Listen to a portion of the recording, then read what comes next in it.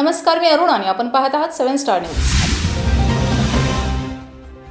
कडेगाव तालुक्यातील जनतेचे प्रश्न शासन दरबारी मांडण्यासाठी व ते तातडीने सोडवण्यासाठी आमसभा घेणे आवश्यक असून गेल्या 10 वर्षापेक्षा अधिक काळात एकही आमसभा का घेतली नाही असा प्रश्न शेतकरी नेते व सामाजिक कार्यकर्ते नारायण काका वाघमोडे यांनी केलाय।